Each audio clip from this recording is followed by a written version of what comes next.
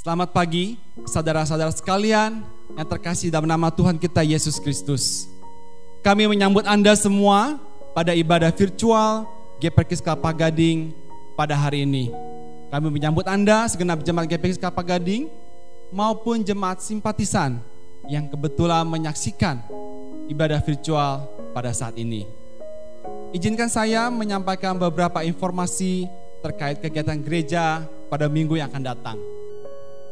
Kami mengundang Anda semua untuk mengikuti ibadah persekutuan doa secara virtual dalam channel Instagram Live GPKS Kelapa Gading pada hari Kamis mendatang jam 7 malam.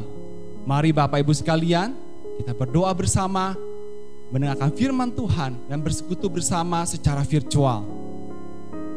Dan kami juga memberikan informasi pada hari Sabtu, kelas katekisasi tetap diadakan pada jam 4 sore secara virtual. Dan juga kami mengundang para anak-anak remaja untuk dapat datang bersekutu bersama secara virtual pada jam 5.30 sore di hari Sabtu yang sama. Dan anak-anak pemuda kita, mari yuk kita bersama-sama berkumpul, bersekutu juga bersama di persekutuan pemuda pada hari Sabtu juga jam 7 malam. Hari Minggu jam 9, yuk adik-adik, sekolah minggu kita dimulai jam 9 pagi. Ayo kita bangun lebih pagi, kita mendengarkan firman Tuhan, kita bernyanyi bersama dengan guru-guru sekolah minggu kita. Dan kembali mengundang Bapak Ibu semua untuk ikut serta di dalam ibadah raya jam 10.30 pagi pada hari Minggu. Demikianlah warta jemaat yang bisa saya sampaikan pada kesempatan kali ini. Dan jemaat sekalian, marilah kita semua datang beribadah dan menghadap Tuhan Allah, pencipta langit, bumi dan segala isinya, dengan sikap hormat dan dengan kerendahan hati datang kepada Dia. Jemaat, saya undang untuk bangkit berdiri tempat Anda masing-masing.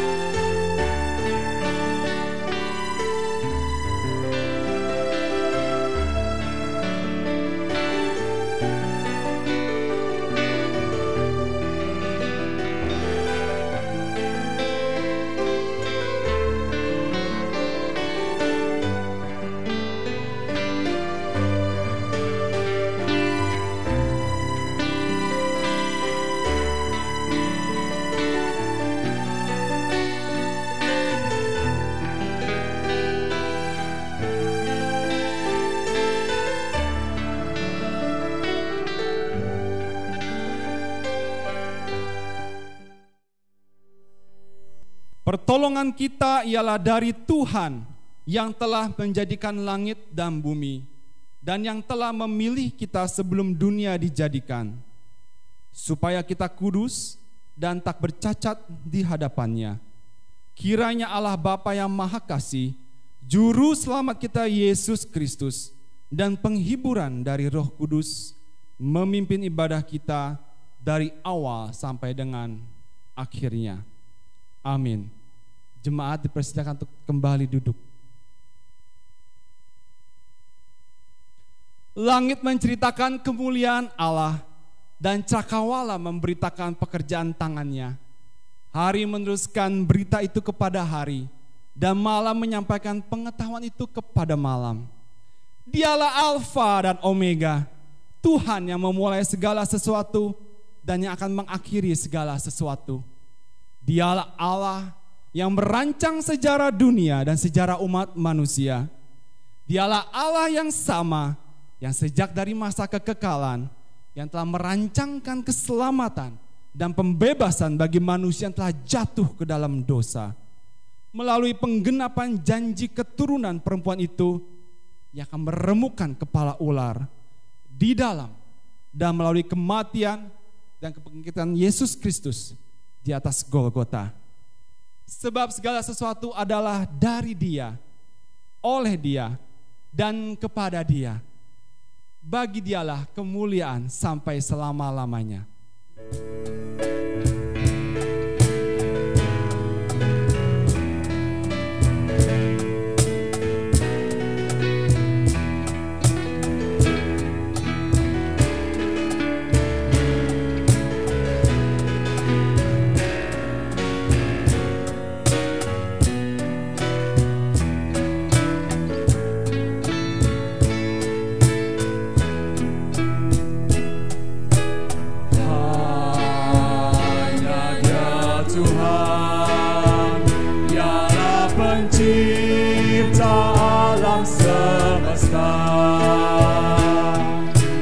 Kemuliaannya dalam ciptaannya, hanya Dialah Tuhan,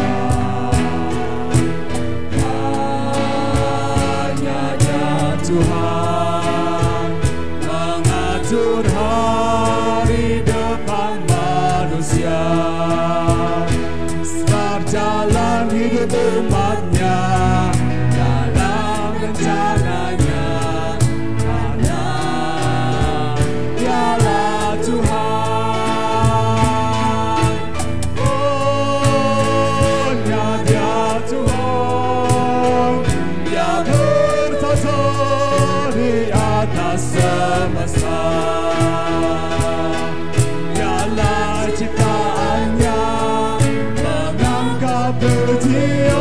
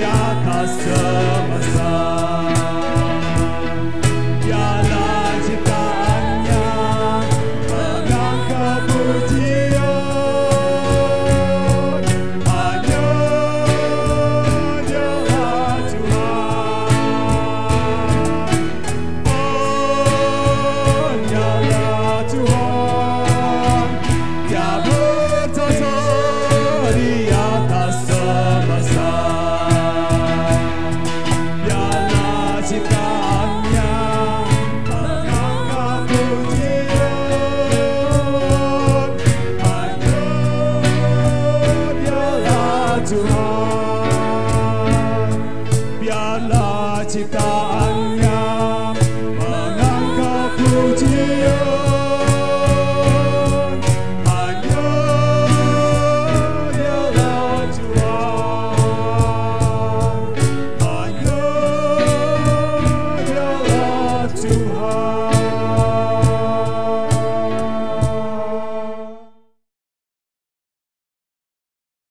Mari kita bersatu di dalam doa. Sesungguhnya ya Allah, korban sembelihan yang berkenan kepadamu ialah jiwa yang hancur, hati yang patah dan remuk tidak akan Kau pandang hina ya Allah. Sebab di dalam dosa dan kesalahan kami diperanakan, di dalam dosa kami dikandung. Tetapi syukur kepada Allah Bapa yang telah mengaruniakan keselamatan kekal dan pembebasan dari kuasa dosa melalui darah Yesus Kristus yang telah tercurah di atas Kalvari. Kiranya Engkau berkenan mengampuni dan mentahirkan kami, sehingga kami beroleh perkenanan dari Engkau ya Allah. Kiranya Engkau juga berkenan menerima persembahan syukur dan persembahan puji-pujian kami. Kami sekalian umat ketebus-Mu juga dengan rela hati untuk menerima pengajaran dari firman-Mu pada saat ini. Kiranya Engkau berkenan mengurapi dan menyatakan isi hati Tuhan melalui hamba-Mu yang akan menyampaikan firman-Mu pada saat ini. Terpujilah Engkau ya Allah Bapa, Allah Anak, dan Allah Roh Kudus, ketiganya yang esa. Amin. Saudara sekalian, saya mengundang Anda sekalian untuk bersama-sama saya untuk membaca bagian perikop dari Alkitab kita yang terambil dari kitab Yesaya 53 ayat pertama sampai ke-12. Siapakah yang percaya kepada berita yang kami dengar, dan kepada siapakah tangan kekuasaan Tuhan dinyatakan? Sebagai taruk ia tumbuh di hadapan Tuhan, dan sebagai tunas dari tanah kering. Ia tidak tampan dan semaraknya pun tidak ada, sehingga kita memandang dia. Dan rupa pun tidak, sehingga kita menginginkannya. Ia dihina dan dihindari orang, seorang yang penuh kesengsaraan dan yang biasa menderita kesakitan. Ia sangat dihina sehingga orang menutup mukanya terhadap dia, dan bagi kita pun dia tidak masuk hitungan. Tetapi sesungguhnya penyakit kitalah yang ditanggungnya, dan kesengsaraan kita yang dipikulnya. Padahal kita mengira dia kena tulah, dipukul dan ditindas Allah. Tetapi dia tertikam oleh karena pemberontakan kita, dia diremukkan oleh karena kejahatan kita. Ganjaran yang mendatangkan keselamatan bagi kita ditimpakan kepadanya, dan oleh bilur-bilurnya kita menjadi sembuh. Kita sekalian sesat seperti domba, masing-masing kita mengambil jalannya sendiri. Tetapi Tuhan telah menimpakan kepadanya kejahatan kita sekalian.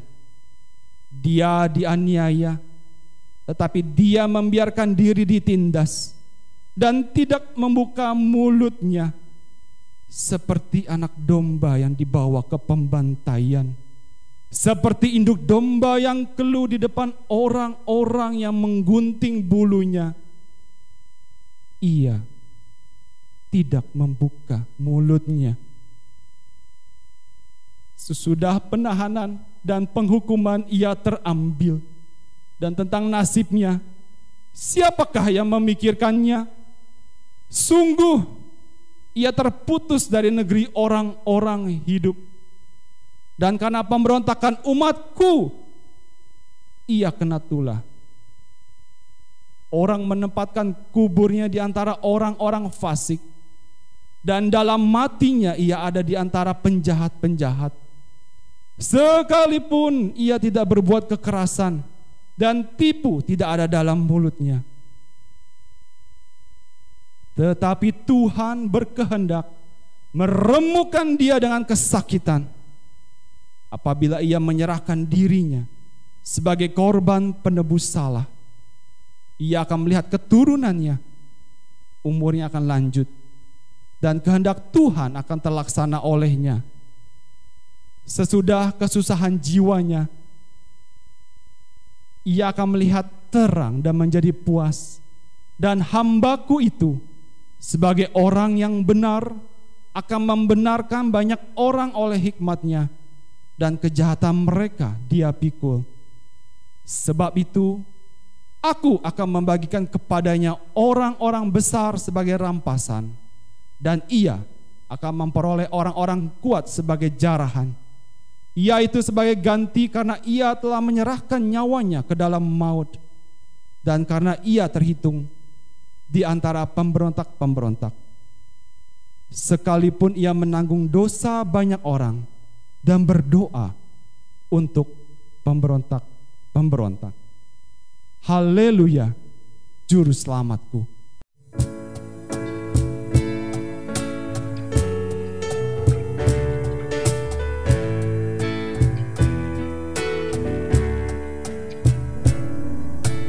Yesus tanggung siksaku atas salib bagiku, Kau meraikan selamatku. Haleluya, pujilah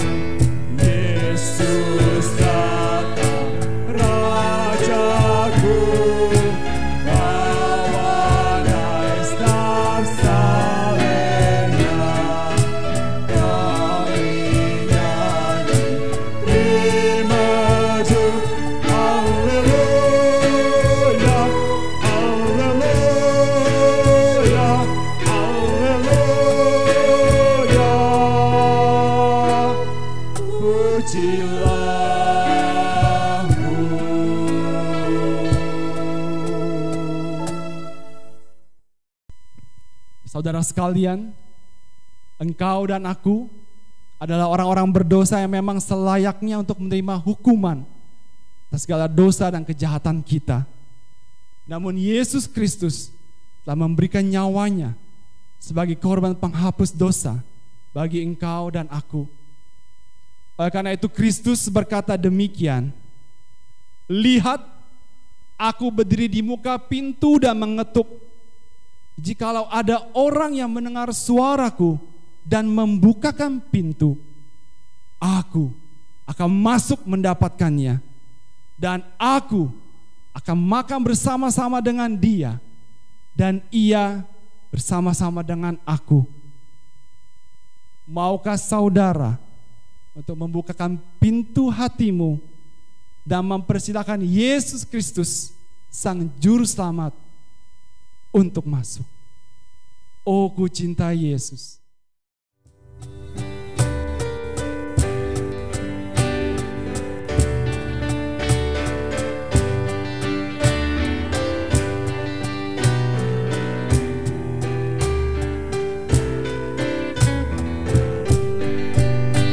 Ada nama yang kugema, yang patut dipuji, hingga benar suaranya, nama yang terindah.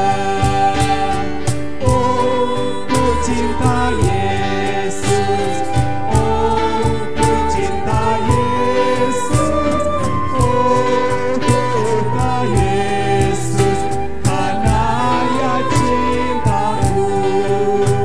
Nama yang nyatakan kasih yang tebus dosaku.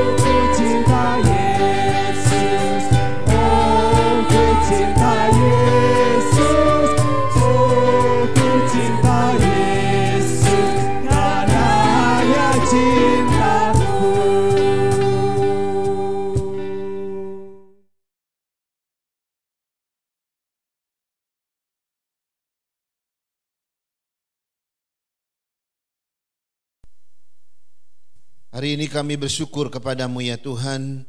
Kami boleh melihat bagaimana Tuhan memimpin kami sejak awal tahun. Dan tidak terasa kami sudah berada di bulan Desember. Dan tentu kami juga sebentar lagi akan mengakhiri tahun ini.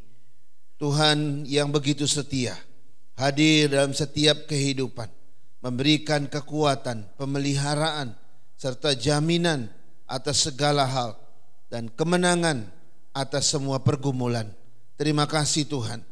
Tuhan siapkan hati kami untuk merenungkan makna-makna baru di dalam kelahiran Kristus 2000 tahun yang lalu.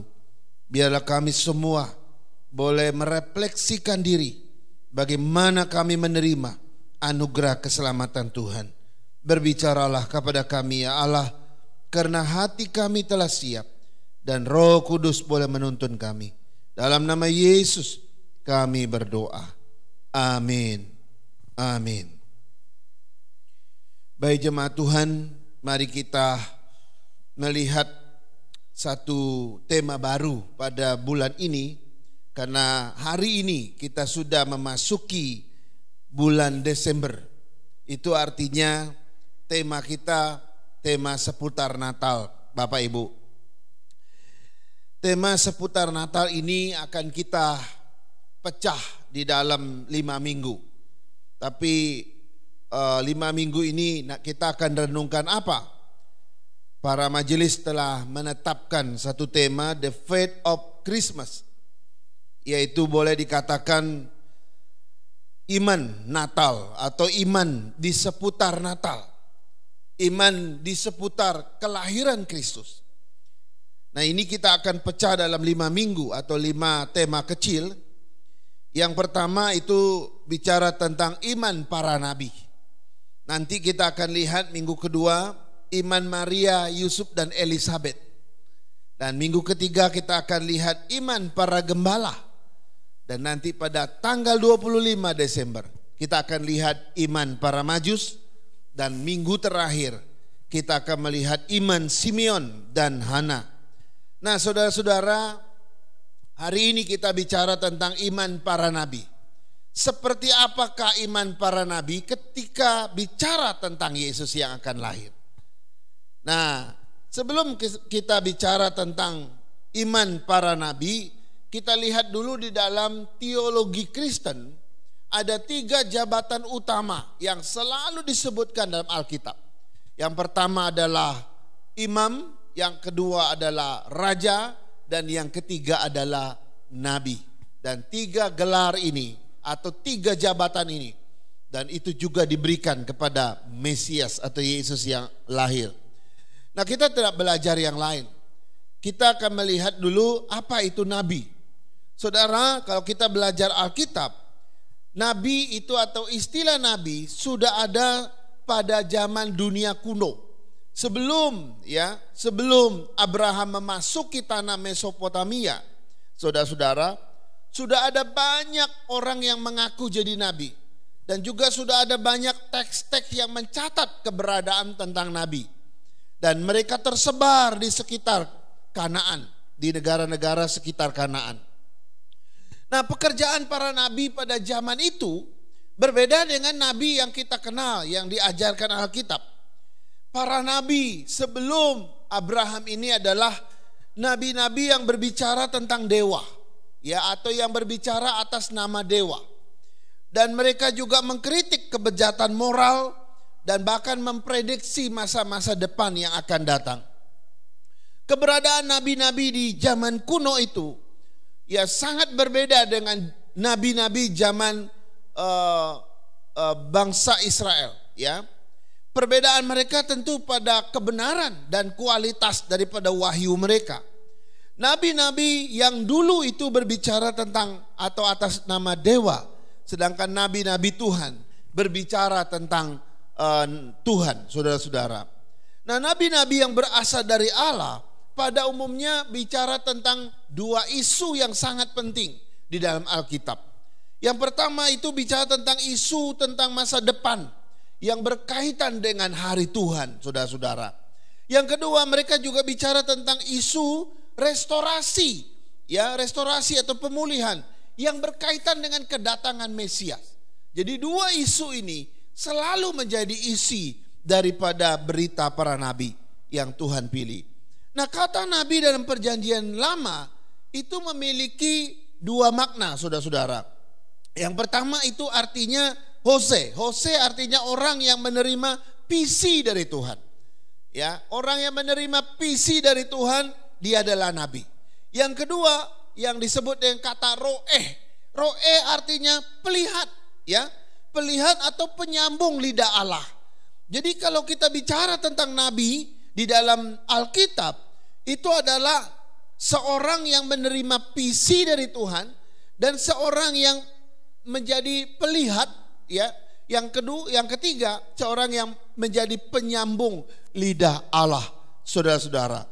Jadi kalau seorang nabi dipilih ya oleh Tuhan, maka orang itu tidak hanya menjadi pelihat, tidak hanya menjadi penyambung lidah Allah, tidak hanya seorang yang menerima visi dari Tuhan, tapi dia sendiri dari sisi dia harus percaya pada Tuhan, beriman pada Tuhan, taat pada Tuhan, setia pada Tuhan, dan dia mesti seorang yang diurapi Tuhan.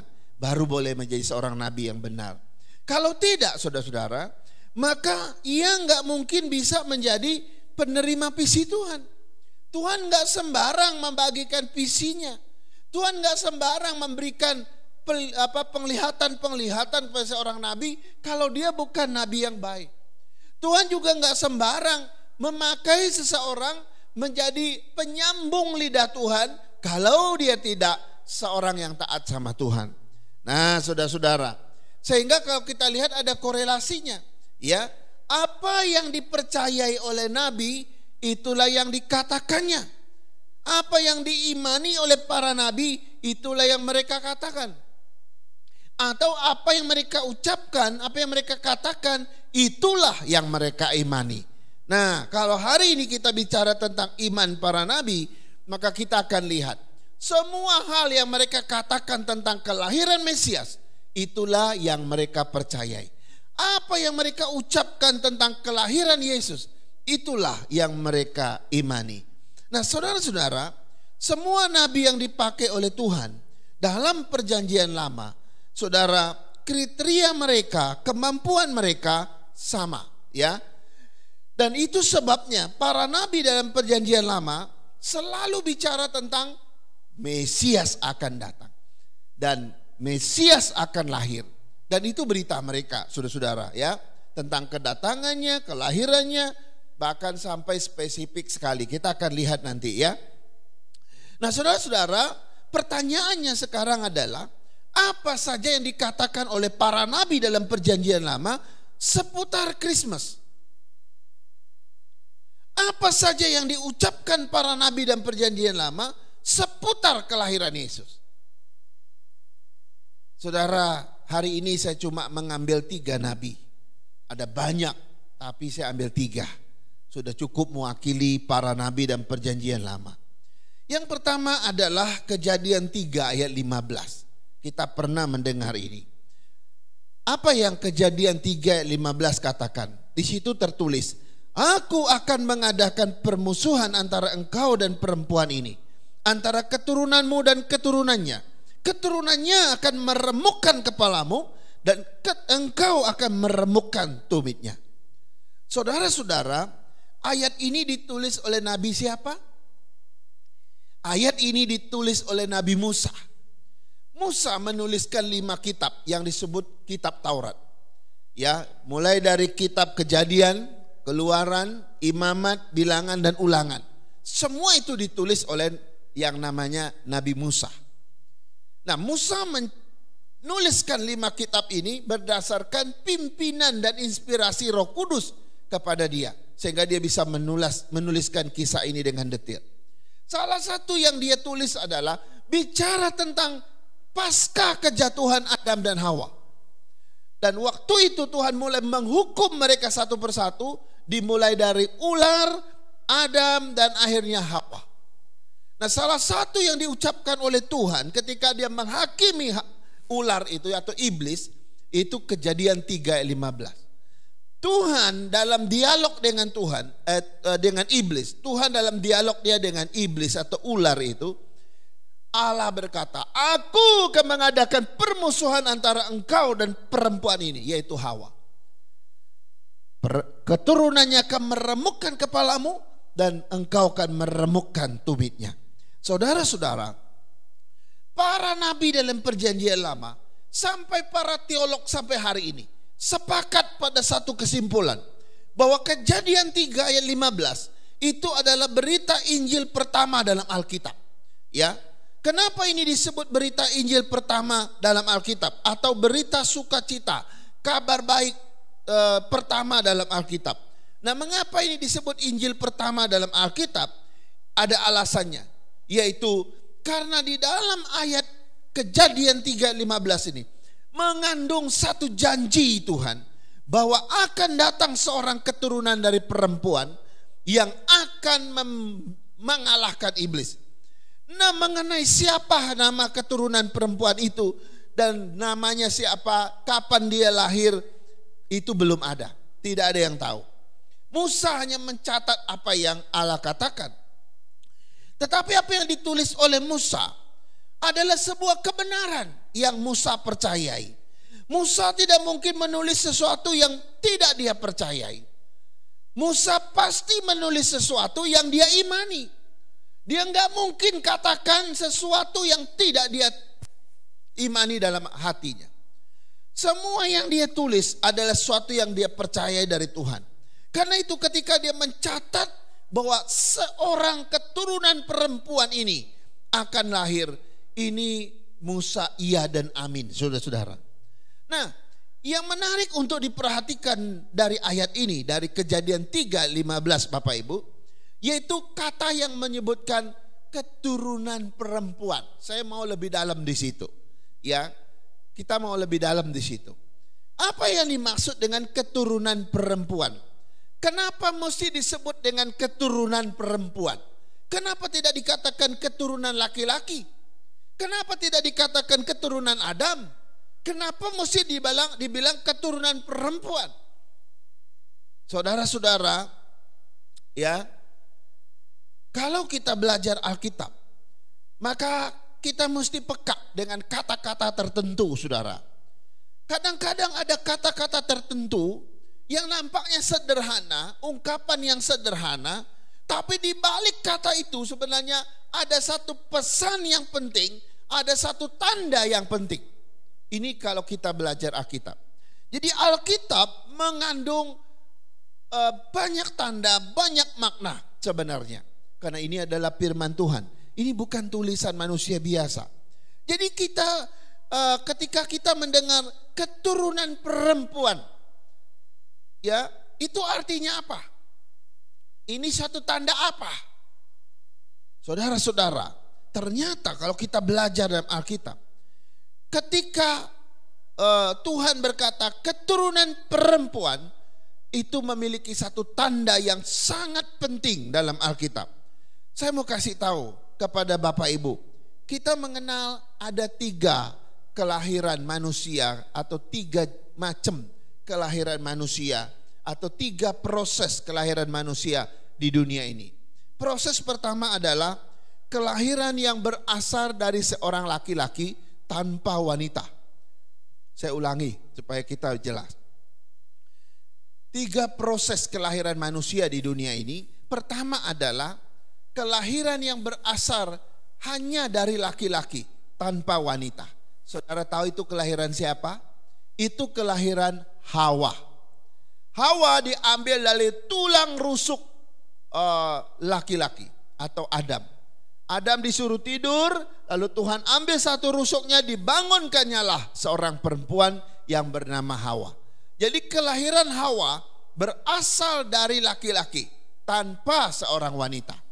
Ini proses kelahiran pertama.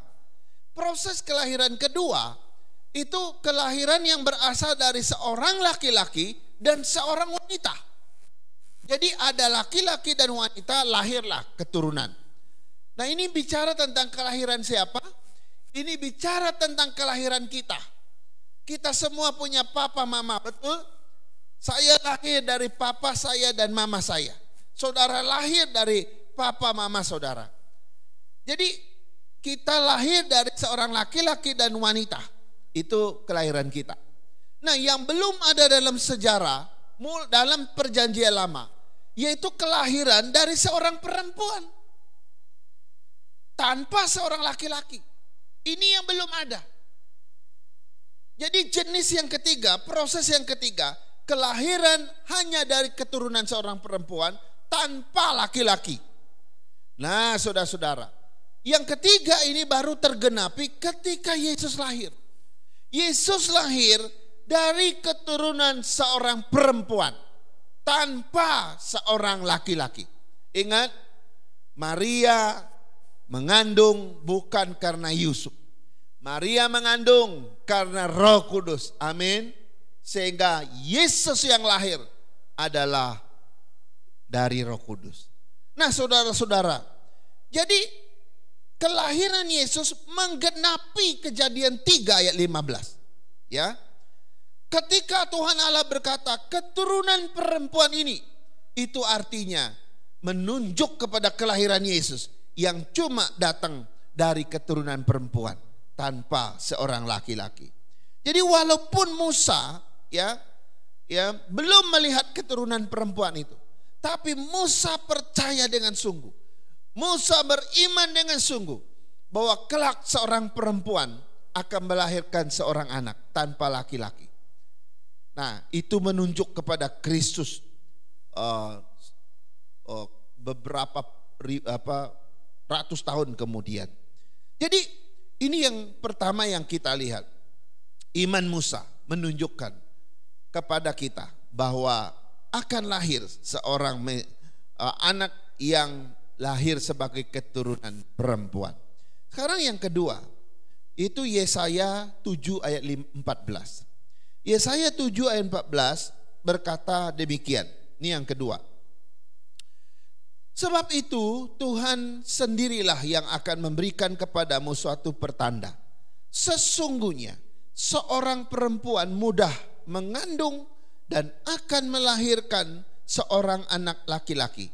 Dan ia akan menamakan dia Immanuel. Wow.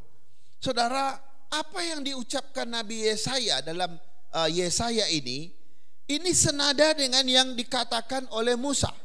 Cuma apa yang Yesaya katakan tentang kelahiran Mesias, ya, ini jauh lebih spesifik lagi, lebih detail lagi, bahwa sudah ada satu proses, ya, tentang siapa keturunan perempuan itu. Dikatakan oleh Yesaya, seorang perempuan mudah akan mengandung. Kalau di sana tadi di zaman Musa baru ngomong keturunan perempuan. Di zaman Yesaya, perempuannya sudah mulai detail, yaitu perempuan muda, seorang perempuan muda. Ya, nanti makin ke sana kita baru tahu dia seorang perawat muda. Ya, kemudian yang dikatakan oleh Nabi Yesaya, dia akan melahirkan seorang anak laki-laki. Kalau tadi keturunan perempuan, nggak tahu anaknya laki-laki atau perempuan. Ini zaman Musa. Tapi zaman Yesaya sudah makin jelas. Orang mulai mengerti bahwa anak atau keturunan perempuan itu adalah seorang anak laki-laki. Yang ketiga yang dikatakan oleh Nabi Yesaya, nggak cuma laki-laki, muncul namanya di sini, yaitu namanya Immanuel. Wow, saudara, makin jelas. Sudah ada jenis kelaminnya, sudah ada namanya di situ, dan jelasan tentang ibunya juga makin jelas. Tetapi ada yang belum jelas. Apa yang belum jelas? Kapan dia akan lahir? Itu belum jelas. Yang kedua, di mana tempat ia akan lahir? Itu belum jelas. Nanti bagian ini dikasih Tuhan kepada nabi yang lain, saudara-saudara. Nah, jadi Nabi Yesaya menambahkan keterangan lagi, yaitu di dalam Yesaya 9 ayat 5-6. Makin jelas lagi. Yesaya bicara di dalam pasal 9 ayat 5-6 berkata demikian. Sebab seorang anak telah lahir untuk kita, seorang putra telah diberikan untuk kita. Lambang pemerintahan ada di atas bahunya, dan namanya disebut Orang Penasehat Ajaib, Allah yang perkasa, Bapa yang kekal, Raja damai. Besar kekuasaannya, dan damai sejahtera tidak akan berkesudahan di atas takhta Daud dan di dalam kerajaannya, karena ia mendasarkan dan mengokohkannya dengan keadilan dan kebenaran dari sekarang sampai selama-lamanya. Kecemburuan Tuhan melaksanakan Tuhan semesta alam akan melakukan hal ini. Saudara-saudara, keterangan tentang keturunan perempuan yang saya sebutkan di zaman Musa makin jelas lagi. Di sini dikatakan seorang anak telah diberi lahir untuk kita. Seorang putra telah diberikan. Saudara-saudara, ya menarik ya. Lambang pemerintahannya ada di atas bahunya dan sebagainya. Namanya disebut, selain Immanuel tadi, ternyata dia disebut juga penasehat ajaib, Allah perkasa, Bapa yang kekal, dan Raja damai. Wah, ini orang yang hebat, saudara ya. Lalu besar kekuasaannya, ia mewarisi kerajaan Daud. Ini dijelaskan di dalam ayat yang kita baca. Dan ia mendasarkan kerajaannya dengan keadilan dan kebenaran. Suatu kerajaan yang berbeda dengan kerajaan di dunia ini. Saudara-saudara, Yesaya menyatakan imannya melalui apa yang dia katakan secara detil tentang kehadiran seorang yang bernama Mesias. Nah, saudara-saudara, yang menarik untuk diperhatikan sekali lagi itu ayat 5. Saya mau lebih dalam di situ. Di dalam ayat 5 ada satu kata yang diulang sampai 2 kali. Kata ini juga mengandung suatu pesan, suatu tanda yang menarik buat kita. Dan itu menunjukkan siapa Yesus atau siapa Mesias yang akan lahir. Dikatakan di situ kata telah. Ya, 2 kali pakai kata telah. Ya, seorang anak telah lahir untuk kita. Seorang putra telah diberikan untuk kita.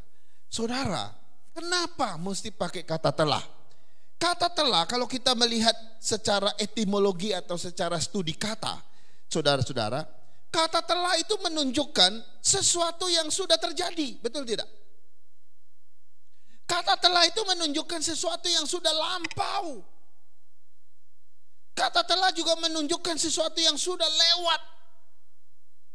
Lalu kalau kita bilang menunjukkan sesuatu yang sudah terjadi, sudah lampau, sudah lewat, loh, kelahiran Yesus ini belum lahir kok. Bukankah Yesaya hidup 600 tahun sebelum Yesus lahir? Lalu kenapa dia ngomong seorang anak telah lahir? Artinya seolah-olah sudah terjadi, seolah-olah itu sudah di masa yang lampau dan sudah lewat. Padahal Yesus belum lahir. Kalau kita lihat dalam sejarah kekristenan, Yesus baru lahir 600 tahun setelah Yesus mati. Jadi kenapa mesti pakai kata telah? Kan lebih bagus kalau dia pakai kata akan. Seorang anak akan diberikan, seorang putra akan diberikan. Nah, itu kan menunjuk masa yang akan datang. Saudara-saudara, ketika Alkitab ditulis oleh para penulis Alkitab, Roh Kudus menuntun mereka menuliskannya tanpa kesalahan dalam makna maupun di dalam tulisan. Karena itu setiap kata di dalam Alkitab itu memiliki makna yang tepat sesuai dengan maksud Tuhan.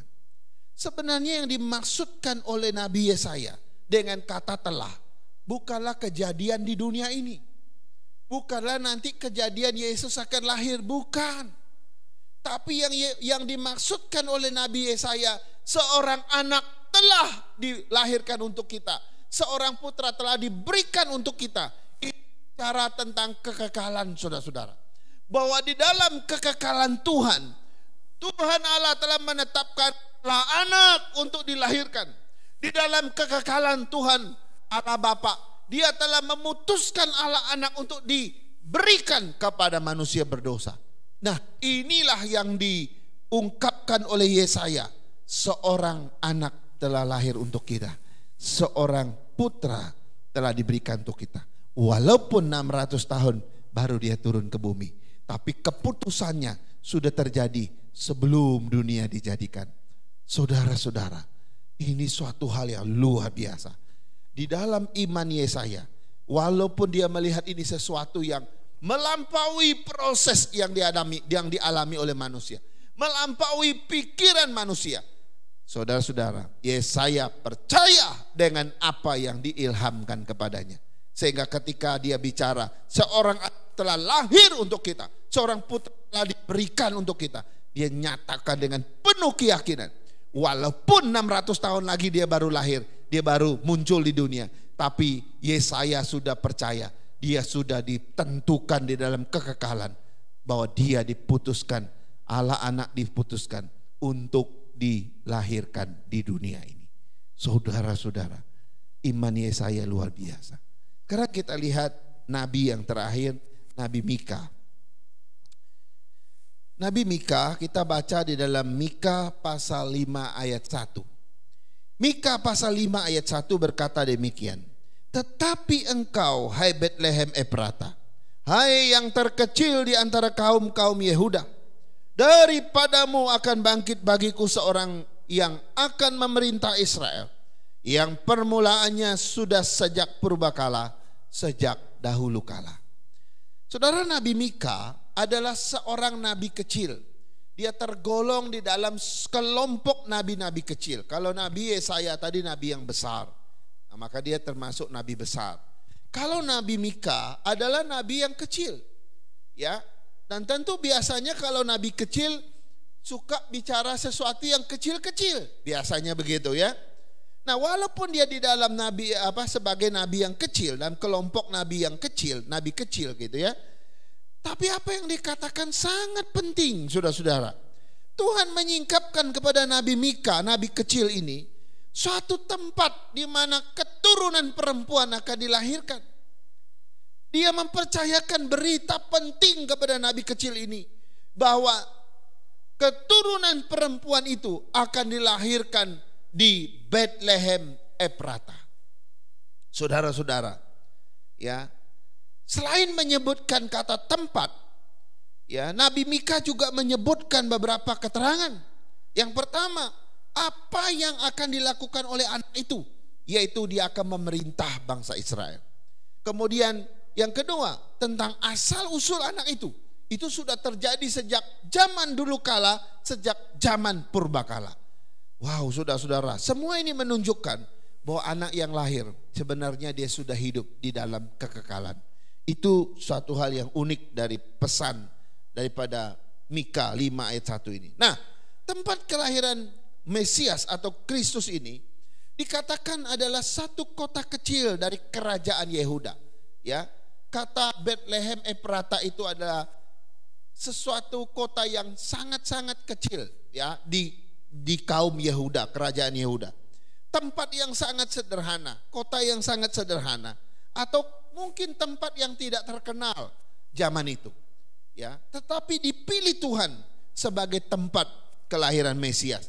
Dan tidak hanya itu, kita semua membaca kemudian bahwa keturunan perempuan ini akhirnya benar-benar lahir, dan bukan hanya di kota yang sederhana, tempat yang tidak terkenal, tetapi juga betul-betul dia lahir pada satu tempat yang paling hina, yang disebut dengan kandang binatang.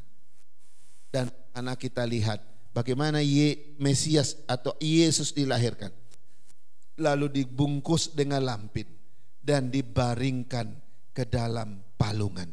Saudara-saudara, saudara bisa melihat nabi yang bernubuat ini, nabi yang sangat kecil. Dia menunjuk kepada tempat kelahiran Mesias itu kota yang paling kecil, yang tidak terkenal pada zaman itu. Dan Yesus menggenapinya di dalam tempat yang paling kecil, paling hina, yaitu di kandang binatang, dan akhirnya dia dibaringkan di palungan. Mesias yang sudah zaman purbakala diberitakan dari kekekalan Tuhan, lahir di tempat yang paling hina. Dia nggak lahir di istana, dia nggak lahir di kota yang besar seperti Yerusalem. Dia tidak lahir di kalangan orang-orang yang bangsawan, orang-orang besar. Tidak, dia lahir di tengah-tengah orang yang sederhana. Saudara-saudara, dalam nubuatan Mika ini, mungkin banyak orang susah percaya, tetapi Mika dipakai Tuhan untuk memberitahukan bagaimana kebesaran Tuhan dilahirkan dalam sang kesederhanaan manusia. Nah, saudara-saudara, Ini yang disampaikan oleh para nabi. Saya cuma ambil 3 nabi ini. Tapi yang saya mau katakan kembali begini.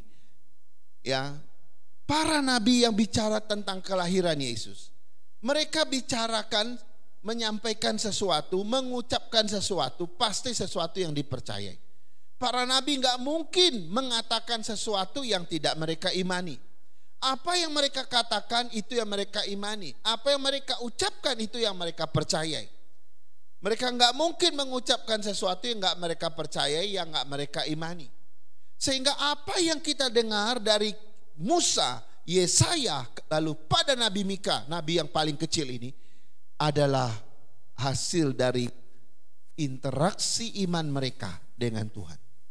Nah, apa artinya bagi kita? Saudara-saudara, zaman sekarang sudah tidak ada lagi yang namanya nabi. Ya, zaman modern ini sudah tidak ada lagi yang namanya nabi. Era nabi itu sudah berakhir, yaitu ketika perjanjian lama ditutup dengan kitab Maliaki. Sudah itu eranya para rasul. Kalau begitu, apa yang ada? Nabi sudah tidak ada. Tetapi yang ada sekarang adalah fungsi nabi. Nah, siapa yang berfungsi sebagai yang menjalankan fungsi nabi? Yaitu orang-orang yang percaya. Setiap orang yang percaya kepada Kristus, kepada Tuhan, dia harus menjalankan fungsi nabi. Walaupun kita bukan nabi, tapi kita bisa menjalankan fungsi nabi. Karena itu sebagai orang yang menjalankan fungsi nabi, saya harus menyuarakan suara kenabian saya. Karena itu saudara-saudara, tidak boleh ada satu orang pun yang hidup tanpa menyuarakan suara kenabian. Ketika para nabi dan perjanjian lama begitu lantang menyuarakan suara kenabian tentang kelahiran Yesus, ayo saya dan saudara juga harus dengan lantang menyuarakan suara kenabian tentang siapa Yesus. Kita jangan cuma merayakan Natal terus menerus tanpa kita memberitakan dengan lantang suara kenabian kita tentang siapa Yesus yang terayakan pada setiap kita melaksanakan Christmas. Kalau kita percaya Yesus adalah Tuhan, kita mesti menyuarakan suara kenabian tentang Dia. Saudara-saudara, banyak orang Kristen hari ini cuma merayakan Natal, setiap kali Natal setiap tahun. Wow, mereka bisa membelanjakan begitu banyak uang mereka, menghias rumah mereka dengan segala pernak-pernik Natal yang begitu luar biasa. Lalu mereka juga memutar musik-musik Natal yang begitu indah. Tetapi mereka tidak pernah menyuarakan suara kenabian tentang siapa Yesus yang lahir, yang kita kenal dengan Christmas ini. Maka kalau engkau tidak pernah menyuarakan suara kenabian tentang Yesus yang lahir, maka Natalmu bukanlah Natal. Kau bukan seorang yang beriman pada masa Natal. Kalau kita seorang yang beriman pada masa Natal, ayo kita seperti para nabi dan perjanjian lama, beritakan Yesus yang lahir bagi orang lain. Masih banyak orang di rumahmu yang belum percaya Tuhan, keluarga yang belum mengenal Yesus, masih banyak. Sampaikan siapa Yesus yang lahir. Kiranya Tuhan menolong kita. Mari kita berdoa. Ya Tuhan, kami bersyukur dan berterima kasih atas firman-Mu. Bila kebenaran itu meneguhkan kami sebagai orang-orang percaya yang menjalankan fungsi nabi dengan menyuarakan suara kenabian kami tentang Yesus yang lahir kepada dunia ini. Pakai kami Tuhan, sama seperti Kau pakai Nabi Musa, sama seperti Kau pakai Nabi Yesaya, dan juga sama seperti ketika Engkau memakai Nabi Mika. Mungkin kami tidak sebesar mereka, mungkin kami orang yang paling kecil yang tidak pernah dilihat oleh siapapun. Tapi biarlah yang kecil ini boleh berguna di tangan Tuhan ketika kami menyuarakan apa yang kami percayai, ucapkan apa yang kami imani tentang Christmas, tentang Yesus yang lahir. Terima kasih Tuhan. Dalam nama Yesus kami berdoa. Haleluya. Amin. Amin.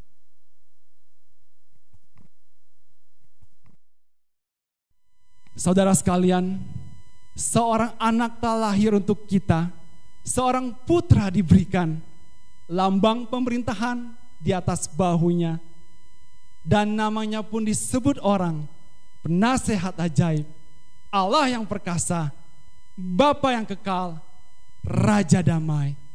Mari jemaat sekalian, kita menyambut peringatan akan hari lahirnya Juru Selamat kita Yesus Kristus. Dan ingatlah selalu, di hari engkau dibebaskan, di situ Tuhan Yesus terpaku di atas kayu salib. Puji Tuhan.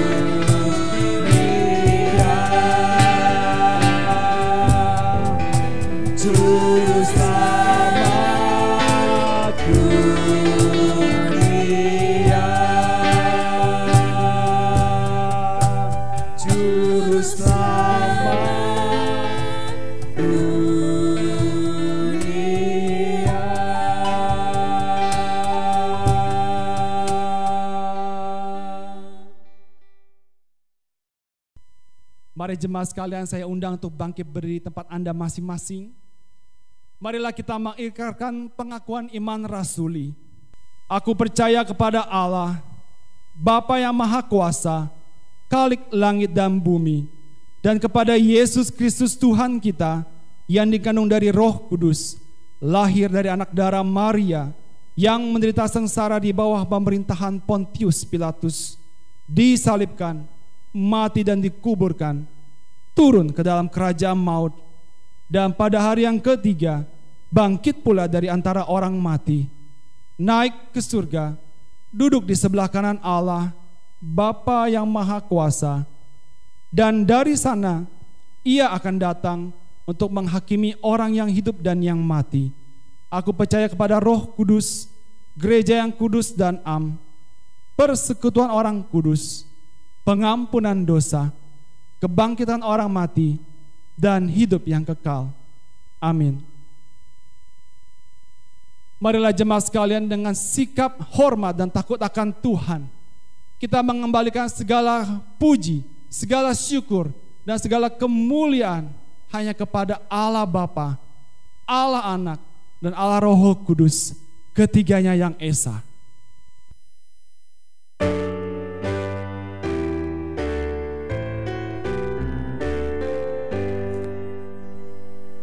Puji Allah Bapa Putra,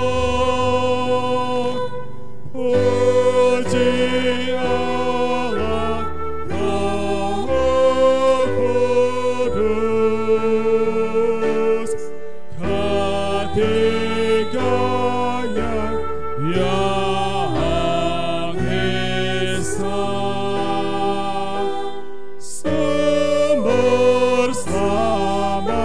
Sumber berkat.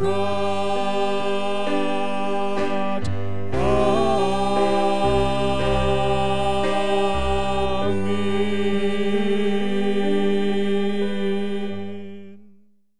Jemaat Tuhan yang Tuhan Yesus kasihi, marilah kita kembali ke tempat kita masing-masing. Kita pulang sebagai orang-orang yang percaya dan beriman kepada Yesus yang telah lahir dan yang telah mengaruniakan keselamatan bagi kita semua. Dan terimalah berkat-Nya. Kiranya kasih dari Allah Bapa kita, anugerah dari Tuhan kita Yesus Kristus, penghiburan, penyertaan dan pimpinan dari Allah Roh Kudus, kiranya menyertai saudara-saudara sekalian hari ini, besok, dan seterusnya sampai hari Maranatha. Tuhan Yesus datang menjemput kita sale-salenya. Amin.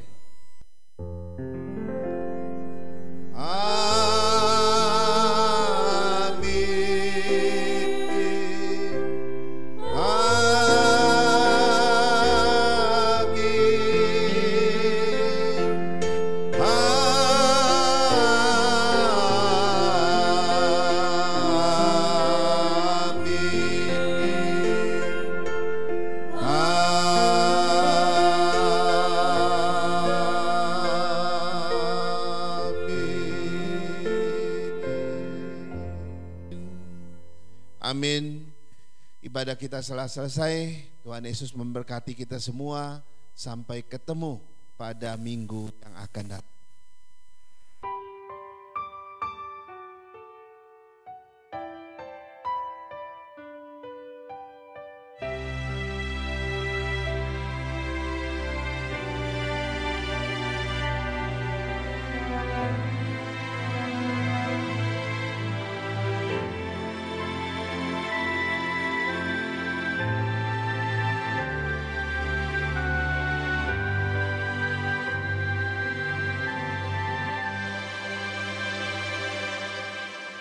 Walau ku harus berjalan dalam lembah kekelaman, perlindungan-Mu, oh Tuhan, nyatalah bagi hidupku. Tiada pernah sedetik pun, tiada pernah Kau tinggalkan. Sungguh mulia dan sempurna, hanya Kau layak disembah. Yesus, Engkau